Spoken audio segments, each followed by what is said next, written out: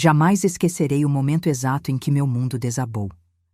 Não foram as mensagens de texto que encontrei no celular dele, nem mesmo o perfume estranho em suas camisas. Foi quando Eduardo, meu marido de 10 anos, ergueu sua taça de champanhe durante nossa própria festa de aniversário de casamento e brindou ao amor da minha vida, Camila, enquanto eu estava sentada ali mesmo, à sua frente, junto com nossa família e amigos. Eu não gritei, não joguei nada. Apenas sorri e toquei minha taça na dele, enquanto por dentro já planejava como destruiria completamente a vida dele. Mas antes de continuar, confira se você já está inscrito no canal e escreva nos comentários. De onde você está assistindo este vídeo? Adoramos saber até onde nossas histórias estão chegando. A festa de aniversário de casamento havia sido ideia dele.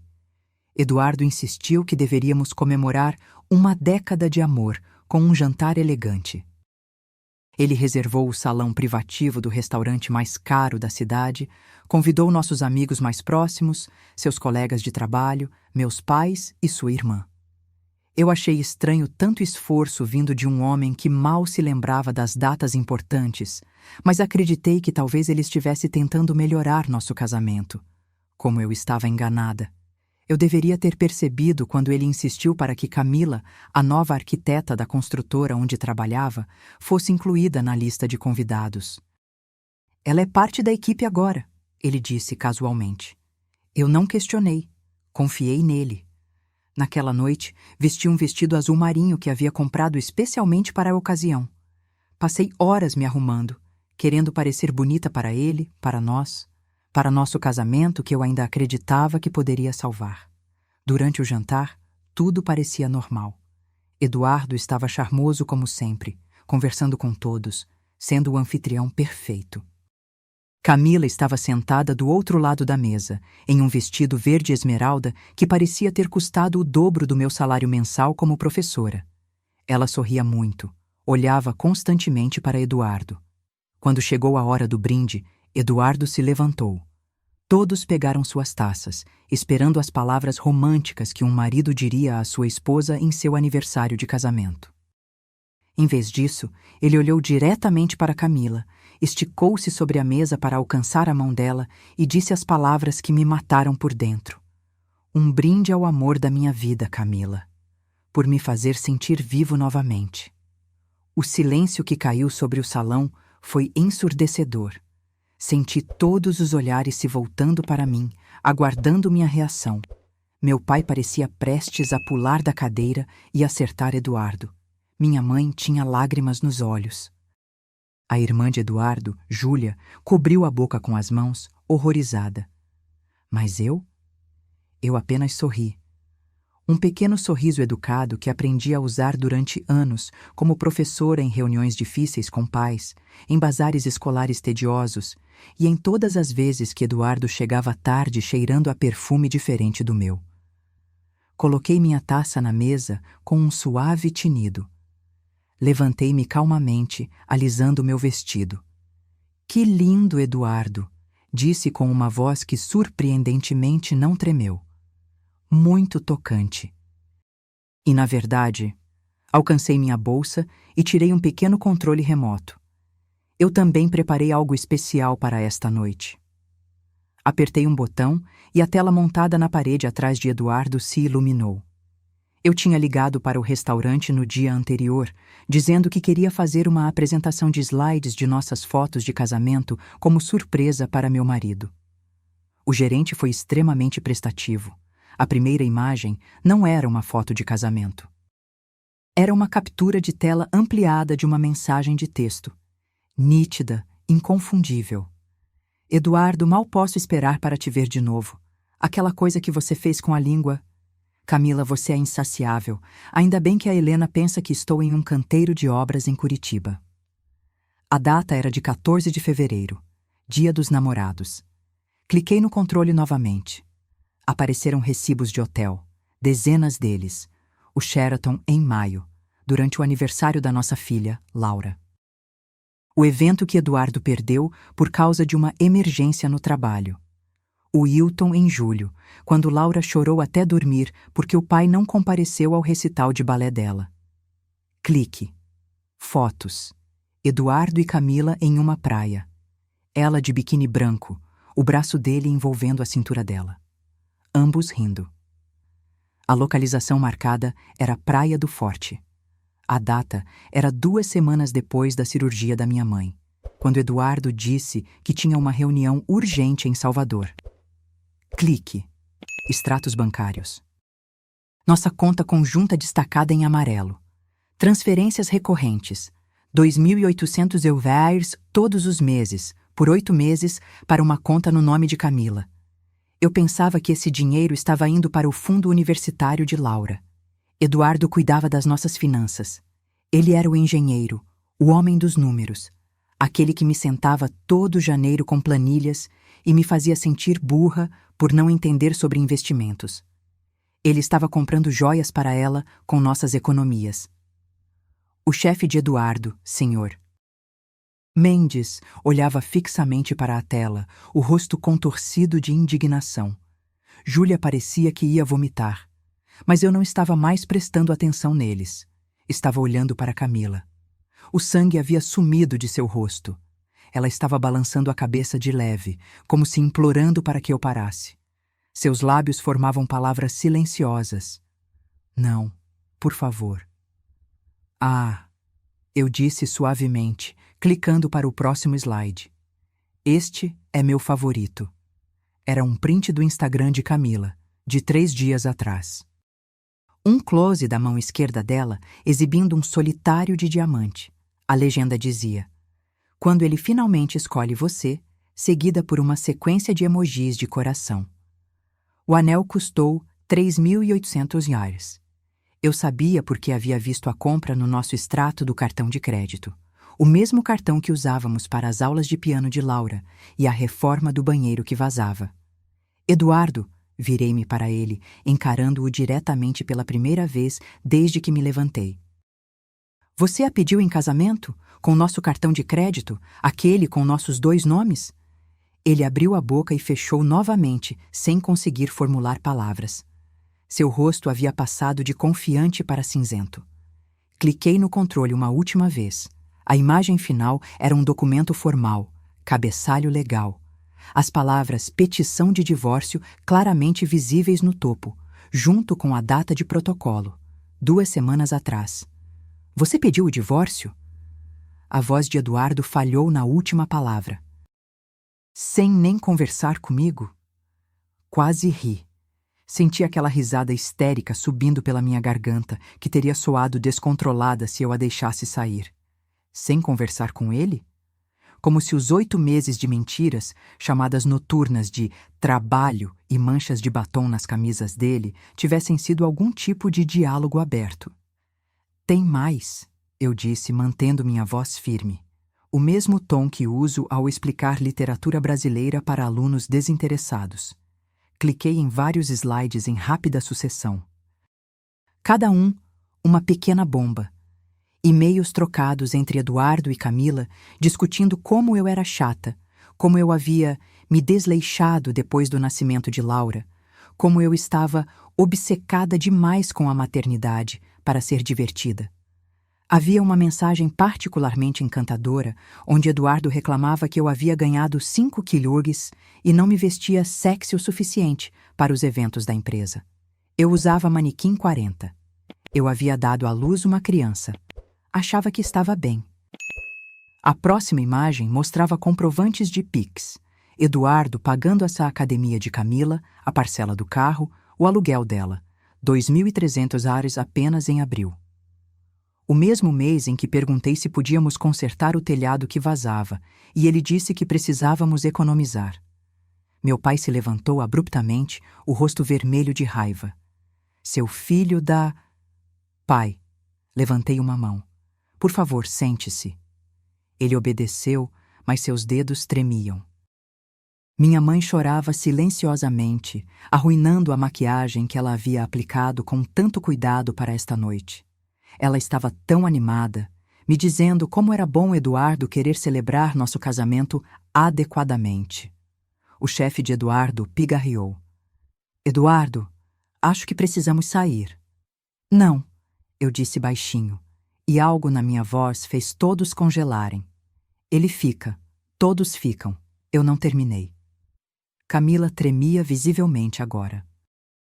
Ela havia empurrado a cadeira para trás, como se fosse correr, mas Júlia, de alguma forma, havia se movido para bloquear a porta. Os olhos de Júlia flamejavam. Ela sempre foi gentil comigo.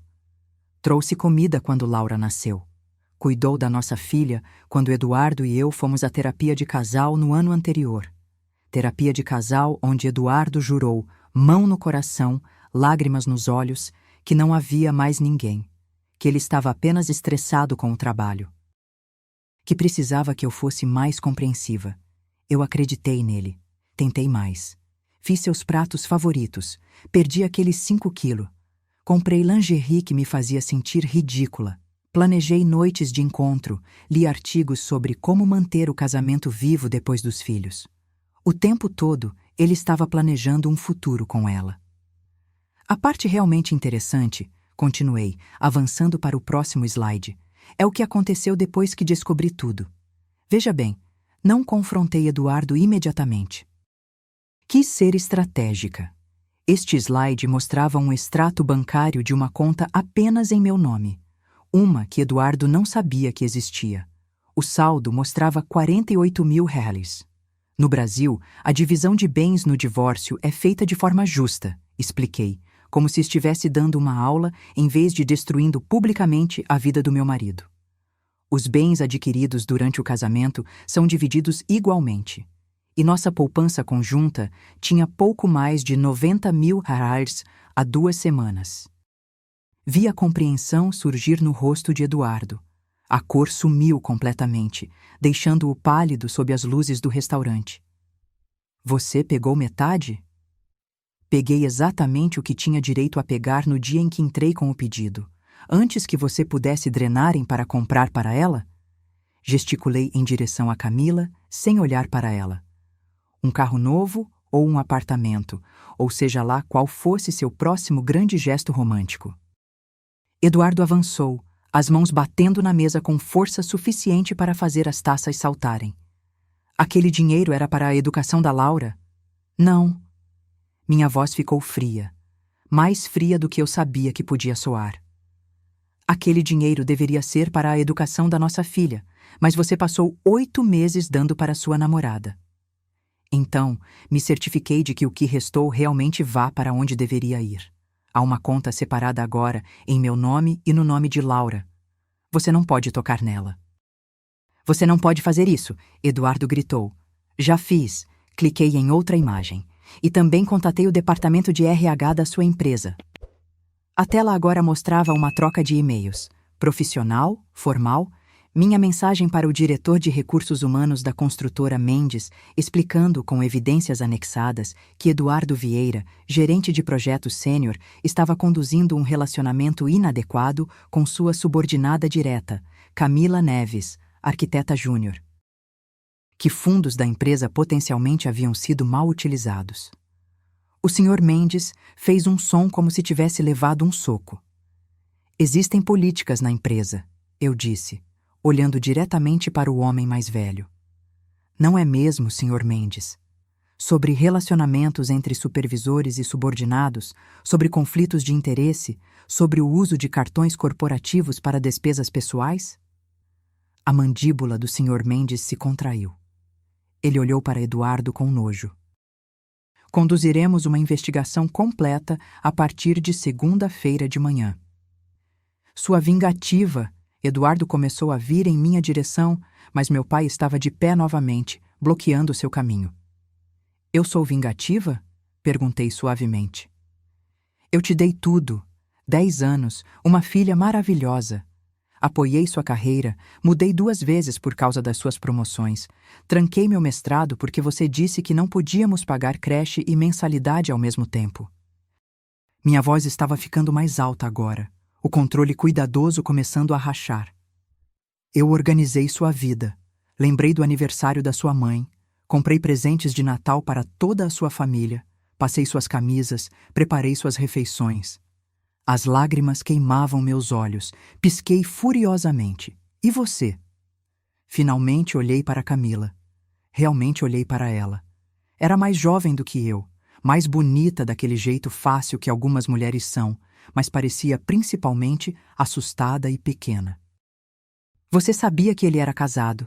Você sabia sobre a filha dele. Você viu nossas fotos na mesa dele. Eu não... A voz de Camila era apenas um sussurro. Ele disse que vocês estavam separados, que era apenas papelada. Quando? Exigi. Quando nos separamos? Enquanto eu preparava a mala dele para Curitiba? Quando eu estava na emergência com Laura depois que ela quebrou o braço, enquanto Eduardo dizia que estava preso no trânsito? O rosto dela respondeu antes que pudesse dizer qualquer coisa. Não, ele não havia mencionado nada disso. Como você pôde ser tão idiota, Eduardo? Júlia falou pela primeira vez, sua voz tremendo de raiva. Ela encarava o irmão como se fosse um estranho. Helena é... Ela é família. Ela é a mãe da sua filha. Ela não é o suficiente. Eduardo finalmente explodiu. Ela nunca foi suficiente. Sempre ocupada demais com seus alunos, seus livros e sua pequena fantasia doméstica perfeita. Eu precisava de mais. Precisava de alguém que realmente me visse, que me fizesse sentir vivo. Sim, você mencionou isso no seu brinde. Muito poético. Cliquei no controle uma última vez. O último slide era um calendário. A agenda da próxima semana destacada em amarelo. Segunda-feira, 9h, reunião com o advogado. Terça-feira, 14h, mediação de custódia. Quarta-feira, 10h, avaliação da propriedade para divisão. E na parte inferior, em negrito, quinta-feira, 15h, depoimento sobre uso indevido de fundos da empresa. Eu também estive ocupada, disse. 2 semanas são suficientes para fazer muita coisa quando você está motivada. O jantar terminou exatamente como se esperava. Eduardo tentou me seguir até o estacionamento, gritando explicações que soavam como desculpas envoltas em raiva. Meu pai o bloqueou fisicamente enquanto minha mãe me guiava para o carro deles. Júlia saiu sem se despedir do irmão.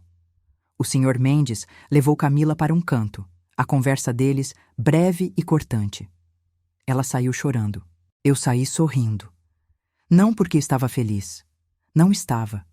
Meu peito parecia vazio, como se alguém tivesse arrancado tudo de dentro de mim.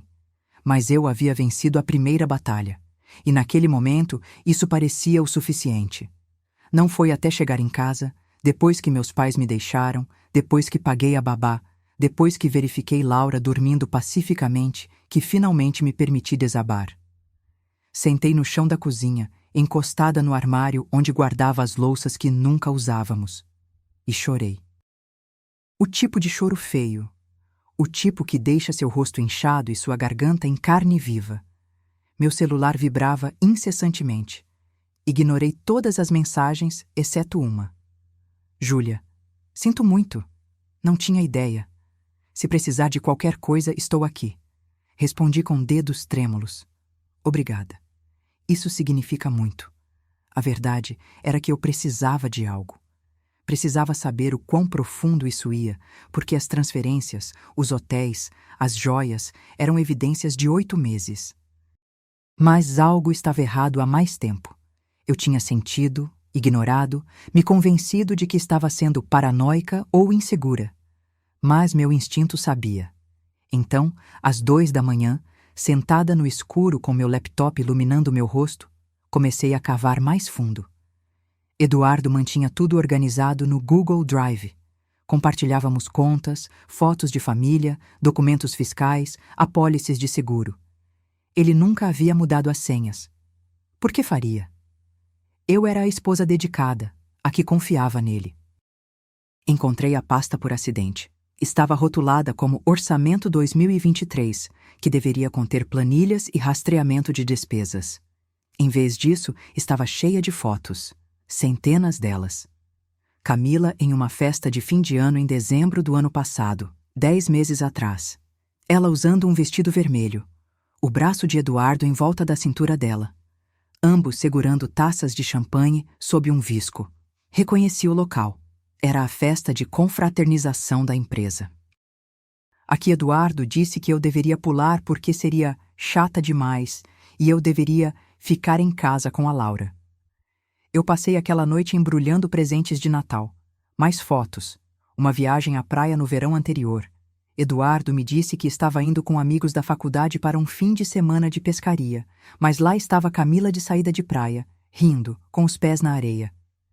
Continuei rolando, meu estômago se apertando a cada nova imagem. Um show, um festival de vinho, um fim de semana em Campos do Jordão, cada um durante períodos em que Eduardo tinha uma desculpa: trabalho, amigos, obrigação familiar. Eles estavam juntos há mais de um ano, talvez mais. Mas essa não era a pior parte. A pior parte foi o documento que encontrei enterrado várias pastas abaixo, disfarçado como notas de avaliação de propriedade. Era um anúncio imobiliário. Um apartamento no Morumbi, bairro nobre, com fácil acesso à empresa e restaurantes sofisticados. 3 quartos, 2 banheiros, varanda gourmet, compra pendente. Data de fechamento, 12 de outubro, menos de 2 semanas a partir de agora. O comprador, Eduardo Vieira e Camila Neves. Minhas mãos ficaram dormentes. Eles já haviam comprado um lugar juntos. Ele colocou o nome dela no documento. Abri os documentos financeiros anexados. Ele havia feito um empréstimo pessoal de 35.000 derrires contra o FGTS dele, nossa conta de aposentadoria, aquela que estávamos construindo há 15 anos. Ele havia planejado ir embora em breve. O brinde no jantar não era apenas crueldade. Era o discurso de saída dele. Recostei-me, olhando para a tela até meus olhos arderem.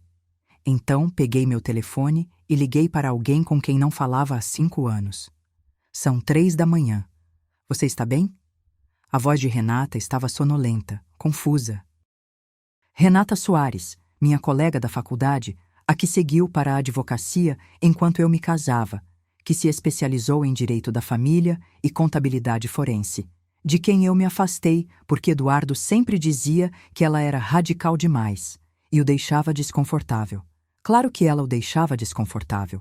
Ela o chamou de manipulador na nossa festa de noivado. Preciso da sua ajuda, disse, minha voz soando mais firme do que me sentia. Preciso que você destrua a vida de alguém, legalmente e completamente. E preciso que seja rápido. Houve uma pausa. Me conte tudo. Contei cada detalhe. O caso, o dinheiro, o apartamento, o cronograma. Quando terminei, Renata ficou em silêncio por um momento. Aquele empréstimo contra o FGTS, ela disse lentamente. Você assinou alguma coisa? O quê? Legalmente, se você é casada em regime de comunhão parcial de bens, é preciso ter consentimento conjugal para usar o FGTS como garantia de empréstimo. É lei federal. Você assinou algum documento? Pensei. Eduardo lidava com toda a nossa papelada. Eu assinava o que ele colocava na minha frente. Declarações de imposto de renda, documentos de refinanciamento, atualizações de seguro. Mas eu teria lembrado de algo sobre fundos de aposentadoria. Esse era nosso futuro, nossa segurança. Não, respondi. Não assinei nada sobre o FGTS. Renata fez um som que poderia ter sido uma risada ou um rosnado. Então esse empréstimo é ilegal, nulo. E se ele usou esse dinheiro para dar entrada em um imóvel com a amante? Helena, isso é fraude. É muito pior do que apenas infidelidade. Podemos usar isso? A voz de Renata assumiu um tom afiado. Podemos destruí-lo com isso, mas preciso que você faça exatamente o que eu disser. Consegue? Sim. Ótimo. Primeiro baixe tudo. Cada arquivo, cada foto, cada documento. Depois verifique uma coisa para mim.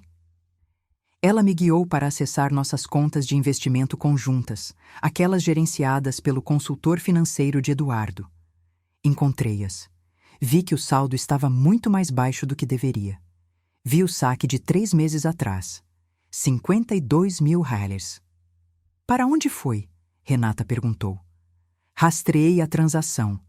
O dinheiro havia sido transferido para uma conta de corretagem apenas no nome de Eduardo, usado para comprar ações da própria empresa dele.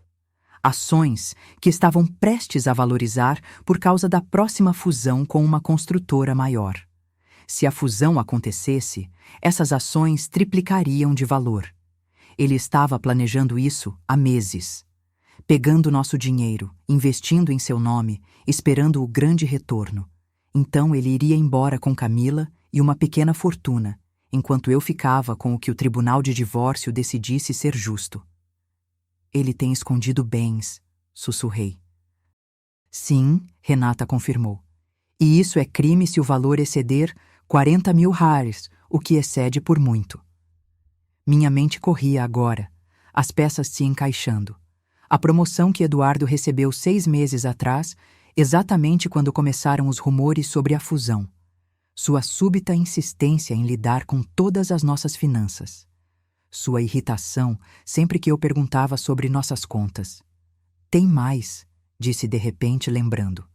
A empresa dele tem contratos governamentais, projetos de infraestrutura. Se ele usou fundos indevidamente ou falsificou relatórios de despesas, então não é apenas uma questão civil, Renata completou. É criminal, federal. Helena, me escute com muita atenção. Mantenha a calma. Não o confronte. Não conte a ninguém o que descobriu. Deixe-o pensar que o divórcio é apenas sobre o caso. Consegue fazer isso? Eu conseguiria. Conseguiria sentar na frente de Eduardo na mediação de custódia e fingir que não sabia que ele havia roubado de nossa família? Conseguiria sorrir e negociar como se fosse apenas sobre sentimentos feridos? Pensei em Laura perguntando por que o papai não voltaria para casa. No rosto da minha mãe naquela noite. Na raiva do meu pai. Na traição que Júlia sentia pelo próprio irmão. Sim, disse. Consigo fazer isso. Bom, porque vamos fazê-lo pagar por cada mentira, cada centavo, cada promessa quebrada. Quando terminarmos, ele vai desejar ter sido honesto desde o início. Desliguei e fiquei sentada na cozinha escura por mais 1 hora, baixando arquivos e documentando tudo. A casa estava em silêncio, exceto pelo zumbido da geladeira e o ocasional rangido do assoalho. Quando a madrugada começou a aparecer pela janela, eu tinha tudo organizado. Cada recibo, cada mensagem, cada transação financeira dos últimos 3 anos. Eu também tinha um plano. E pela primeira vez desde que descobri as mensagens de Eduardo, senti algo além de dor. Senti-me poderosa. A mediação de custódia estava marcada para terça-feira, às 14 horas. Vesti um conjunto cinza que me fazia parecer profissional e competente. Havia praticado minha expressão no espelho naquela manhã. Calma, razoável, apenas uma mãe tentando fazer o que era melhor para sua filha.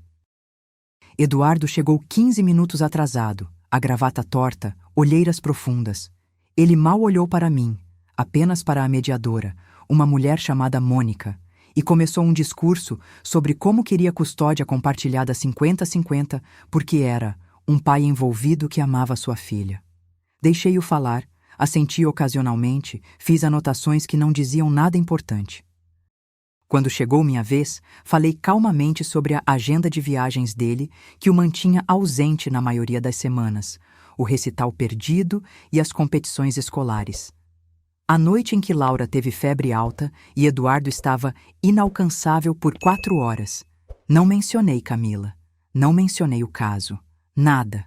Mônica me perguntou sobre minha proposta. Sugeri custódia primária comigo, com Eduardo tendo Laura a cada 2 fins de semana e às quartas-feiras para jantar. Padrão, razoável. Isso não é nada de tempo, Eduardo protestou. É mais tempo do que você passou com ela nos últimos 6 meses, respondi calmamente. Mas se quiser mais, podemos discutir. Talvez quando sua agenda de trabalho se estabilizar. Ele sabia que eu o tinha encurralado. O advogado dele, um homem jovem em um terno caro que ficava checando o relógio, também percebeu.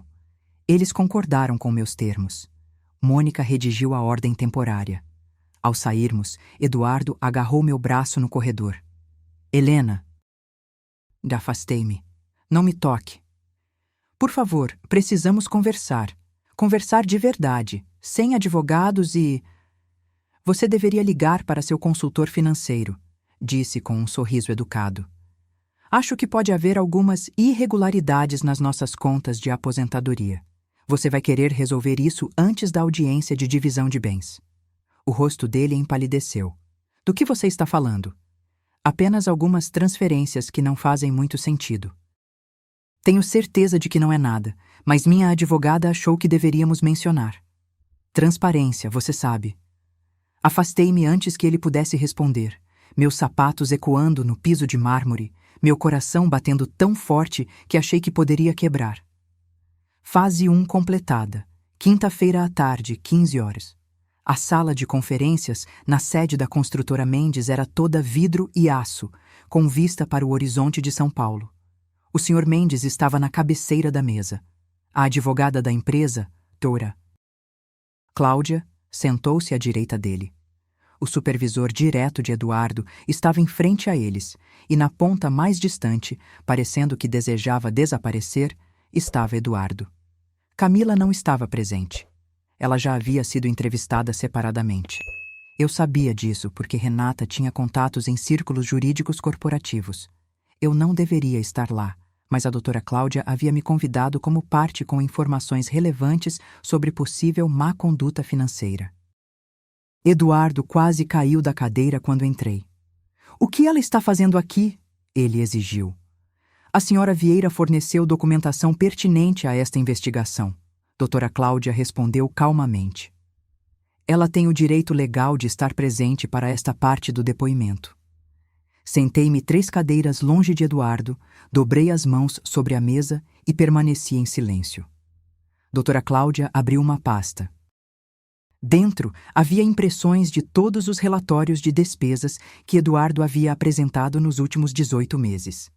Destacadas em amarelo estavam dezenas de cobranças, jantares, hotéis, viagens, todas marcadas como entretenimento de cliente ou relacionadas a negócios. Poderia explicar, doutora Cláudia perguntou, por que estas cobranças de hotel em Salvador, Rio de Janeiro e Florianópolis, todas marcadas como viagem de negócios, correspondem a postagens nas redes sociais da senhora? Camila Neves mostrando-a nestas mesmas cidades nas mesmas datas? Eduardo abriu a boca e fechou-a. Isso é uma coincidência. E este jantar no Fasano, 520 cobrados no cartão da empresa, marcado como reunião com cliente. De acordo com a reserva, era para 2 pessoas. Nenhum cliente presente. O cartão de crédito da senhora Neves mostra uma cobrança de estacionamento no mesmo restaurante na mesma noite. Estávamos discutindo um projeto. Qual projeto? A voz da doutora Cláudia era afiada como uma lâmina. Revisei todos os arquivos ativos que você gerenciava em maio. Nenhum deles envolvia a senhora Neves. Ela não estava designada para nenhuma das suas equipes naquela época. Observei Eduardo se contorcer, tentando construir explicações que parecessem plausíveis, mas soando cada vez mais desesperado e patético. O Sr. Mendes permanecia em silêncio. Apenas sentado, impassível, ouvindo seu gerente sênior, aquele que havia promovido e confiado, mentir repetidamente sob questionamento direto. Finalmente, doutora Cláudia mudou para outra seção de sua pasta. E então há a questão da compra de ações. Eduardo ficou muito quieto. Em maio, você comprou R$ 38 mil em ações da construtora Mendes através de uma conta de corretagem apenas em seu nome. Os fundos vieram de um empréstimo pessoal contra sua conta de FGTS. Isso está correto? Isso é meu investimento pessoal. Exceto, doutora Cláudia continuou, que você é casado e, de acordo com a legislação brasileira, qualquer empréstimo contra uma conta de FGTS conjugal requer consentimento por escrito do cônjuge. Você tem documentação mostrando que sua esposa aprovou este empréstimo? Silêncio. Senhor Vieira? Ela sabia, Eduardo disse fracamente. Nós conversamos sobre isso. Ela assinou a papelada? Eu não, Eu cuidei disso. Então a resposta é não. Doutora. Cláudia olhou para mim. Senhora Vieira, a senhora assinou algum documento autorizando um empréstimo de 38 mil reais contra a conta de FGTS do seu marido? Não, respondi claramente. Não assinei nada. Doutora Cláudia virou-se novamente para Eduardo. Isso significa que esse empréstimo é legalmente nulo, e se os fundos foram obtidos fraudulentamente, qualquer transação feita com esses fundos, como a compra de ações da empresa, constitui má conduta financeira. Além disso, comprar ações de sua própria empresa enquanto estava ciente de informações não públicas sobre a próxima fusão é uso de informação privilegiada clássico. A sala ficou completamente silenciosa. O Sr. Mendes finalmente falou. Sua voz estava cansada, desapontada. Você sabia sobre a fusão. Estava nas reuniões. Sabia que as ações triplicariam de valor. Era apenas um investimento. Todo mundo faz isso. Nem todo mundo comete fraude de valores mobiliários, doutora Senta. Cláudia disse categoricamente. Ela fechou a pasta. Senhor Vieira, com efeito imediato está suspenso sem remuneração pendente o resultado desta investigação. Encaminharemos este caso à CVM e potencialmente à Polícia Federal. O senhor deve contatar um advogado criminal imediatamente. Vocês não podem! Eduardo levantou-se abruptamente, derrubando a cadeira. Isso é por causa dela. Ela está fazendo isso porque está com raiva. Isso é porque você quebrou a lei, o Sr. Mendes disse quietamente. Múltiplas leis, e mentiu para mim, para esta empresa, para sua esposa. Ele se levantou, ajustando o paletó.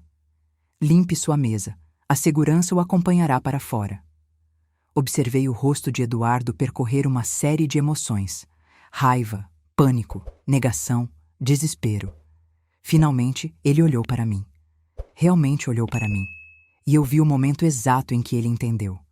Não era sobre o caso. Não era sobre Camila.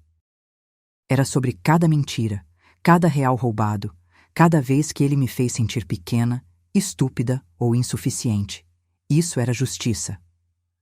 Sexta-feira de manhã, meu telefone tocou às 7h30. Número desconhecido. Quase não atendi, mas algo me fez pegar. Senhora Vieira, aqui é a delegada Torres, da Unidade de Crimes Financeiros. Gostaríamos de conversar com a senhora sobre um caso envolvendo seu marido. Sentei-me à mesa da cozinha. Laura ainda estava dormindo no andar de cima. A cafeteira borbulhava suavemente. Claro, respondi. Como posso ajudar? A delegada explicou que a investigação havia descoberto irregularidades adicionais. Eduardo vinha manipulando relatórios de despesas há mais de 2 anos. O valor total desviado excedia 85 mil reais. E como a construtora Mendes tinha contratos federais para projetos de infraestrutura, o caso havia sido elevado aos promotores federais. Gostaríamos que a senhora testemunhasse, a delegada Torres disse.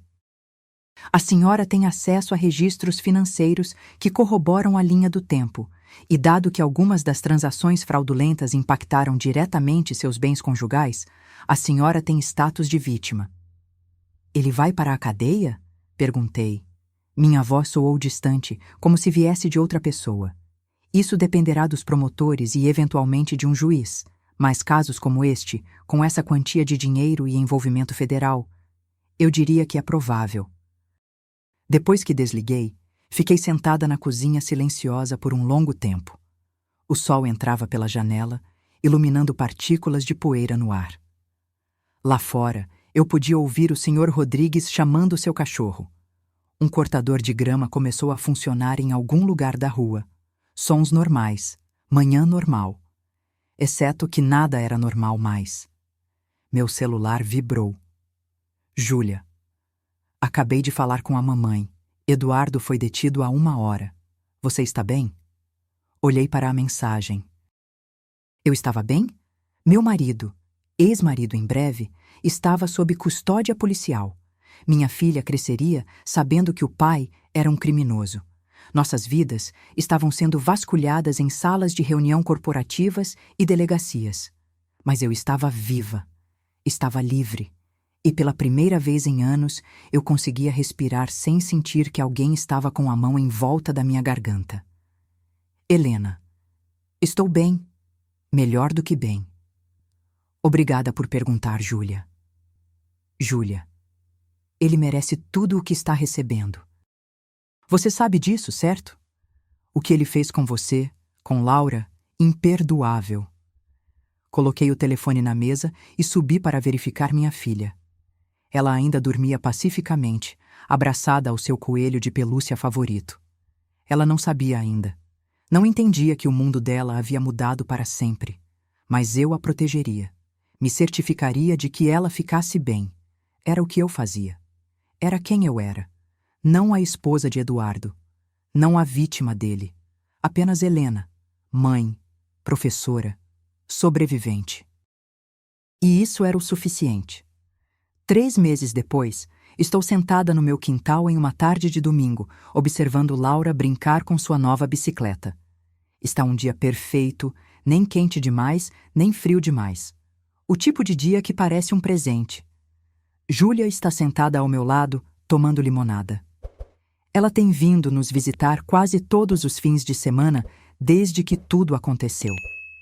O relacionamento dela com Eduardo acabou efetivamente. Ela enviou uma carta a ele após a prisão. Não sei o que dizia, mas ele não a contatou desde então. Alguma notícia? Ela pergunta baixinho, observando Laura. Sei o que ela está perguntando. O julgamento está marcado para março. Os promotores federais estão pressionando por um acordo de confissão. 5 anos de prisão no mínimo. Restituição dos 85 mil completos que ele roubou da empresa, mais penalidades. O advogado criminal de Eduardo continua tentando negociar, mas as evidências são esmagadoras. Renata diz que ele acabará aceitando o acordo. A prisão é inevitável. O advogado dele ligou ontem, digo. Queria saber se eu escreveria uma carta de caráter para consideração de sentença. Júlia faz um som entre uma risada e um bufo. Por favor, me diga que você recusou. Disse que pensaria nisso. Tomo um gole da minha limonada. Aí desliguei e bloqueei o número. O divórcio foi finalizado há 1 mês. Fiquei com a casa. Foi comprada com a herança do meu avô, então nunca foi propriedade conjugal. Fiquei com a custódia primária. Fiquei com metade do que restava em nossas contas legítimas, o que não era muito após honorários advocatícios e dívidas crescentes de Eduardo, mas também fiquei com os fundos de aposentadoria, todos eles, já que o empréstimo ilegal anulou sua reivindicação. O juiz não foi compreensivo com um homem que fraudou a própria família. Camila, ouvi dizer, mudou-se para o Rio de Janeiro. Perdeu o emprego na construtora Mendes. Não pelo caso, mas por não reportar as irregularidades nos relatórios de despesas que testemunhou. Dormir com o chefe não a isentou de responsabilidades profissionais. Sua licença de arquitetura está sob revisão. Ela excluiu todas as suas redes sociais. Às vezes me pergunto se ela pensa em mim. Se ela percebe que não era especial, apenas conveniente, jovem e ansiosa por acreditar nas mentiras de Eduardo. Parte de mim sente pena dela. A maior parte não. Mamãe! Laura está me chamando, acenando com entusiasmo. Olha o que eu consigo fazer. Pouso minha bebida e atravesso o gramado.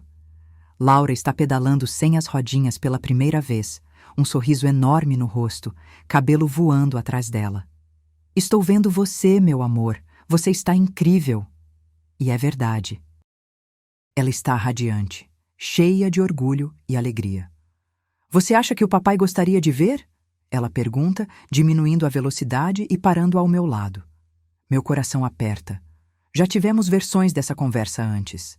A psicóloga infantil que encontrei através da escola de Laura diz que é normal. As crianças processam o trauma em círculos, voltando às mesmas perguntas até que as respostas façam sentido. Acho, digo cuidadosamente, agachando-me para ficar na altura dela, que seu pai ficaria muito orgulhoso de como você aprendeu rápido. E eu sei que estou muito orgulhosa de você. Podemos gravar um vídeo para ele? Para quando ele puder ver? Lugar especial é como chamamos o centro de detenção onde Eduardo está sendo mantido até o julgamento. A doutora Patrícia, a psicóloga, sugeriu usarmos linguagem neutra. Não mentir, mas não traumatizar. É um equilíbrio delicado. Claro que podemos, respondo com um sorriso genuíno. Vamos fazer isso agora mesmo. Naquela noite, depois que Laura está dormindo e Júlia foi para casa, me sento no meu escritório em casa, o quarto de hóspedes que converti no mês passado, e olho para a carta de aceitação presa no meu mural. Mestrado em Literatura na USP. Me inscrevi em outubro, logo depois dos papéis do divórcio serem protocolados. Recebi minha carta de aceitação há 3 semanas. Começarei as aulas no próximo semestre. Eduardo me convenceu a adiar meu mestrado 10 anos atrás. Disse que não podíamos pagar com o financiamento da casa e um bebê a caminho. Disse que eu sempre poderia voltar depois. Depois se transformou em nunca. E eu havia aceitado. Pensei que aquele capítulo da minha vida estava encerrado. Acontece que estava apenas em pausa. Meu telefone vibra. Renata. Jantar quinta-feira? Tem um restaurante tailandês novo perto do escritório que quero experimentar. Helena. Perfeito. É por minha conta. Devo 1000 jantares a você. Renata. Não me deve nada, mas nunca vou recusar comida grátis. Me recosto na cadeira, olhando ao redor do pequeno escritório. Meus livros nas prateleiras, aqueles que havia guardado anos atrás, porque Eduardo dizia que atulhavam a casa. Meus diplomas emoldurados na parede. Uma foto de Laura na minha mesa, sorrindo para a câmera com aquela alegria pura de criança. Este é o meu espaço. Minha vida. Minha. As pessoas continuam me perguntando como estou. Minha mãe liga todos os dias, preocupada. Meus colegas na escola me observam como se eu pudesse quebrar a qualquer momento.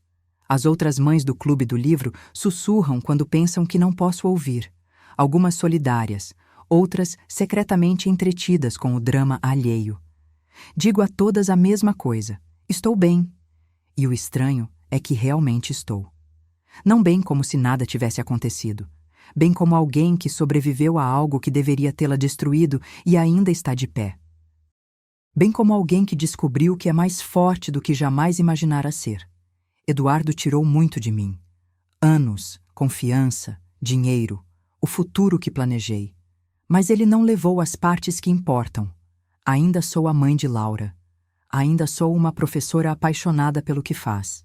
Ainda sou alguém que pode reconstruir a partir de ruínas. Há uma citação que tenho pensado ultimamente, algo que li em um dos livros que voltaram a ocupar minhas prateleiras. Você pode não controlar todos os eventos que acontecem com você, mas pode decidir não ser reduzida por eles. Eu não fui reduzida, fui refinada. A traição queimou tudo o que não era essencial. Todo o fingimento, a necessidade de agradar, o desespero para ser suficiente para alguém que nunca veria meu valor. O que resta é mais claro, mais forte, mais verdadeiro. Não sei o que o futuro reserva. Talvez eu namore novamente um dia. Talvez não. Talvez eu termine meu mestrado e ensine na universidade. Talvez eu escreva aquele livro que venho pensando há anos. Mas o que quer que eu faça, farei nos meus próprios termos, como eu mesma, completamente sem pedir desculpas. E isso vale mais do que qualquer casamento construído sobre mentiras jamais valeu. Apago a luz do escritório e subo as escadas. Verifico Laura mais uma vez. Dormindo tranquilamente, sua respiração suave e regular. Beijo sua testa e vou para meu próprio quarto. Meu quarto. Não nosso, apenas meu. Subo na cama, puxo o cobertor que minha avó fez há décadas e fecho os olhos. Amanhã, acordarei e farei tudo de novo. Prepararei o café da manhã, corrigirei provas, ajudarei com a lição de casa, assistirei Laura andar de bicicleta se o tempo permitir. E farei tudo isso com uma leveza que esqueci ser possível, porque estou livre. Finalmente. Completamente. Maravilhosamente livre. Agora, se você gostou dessa história, clica em S inscrever e me diz nos comentários qual parte te deixou de queixo caído. Ah, E não esqueça de se tornar membro para ter acesso a vídeos exclusivos que não posto aqui. Te espero lá.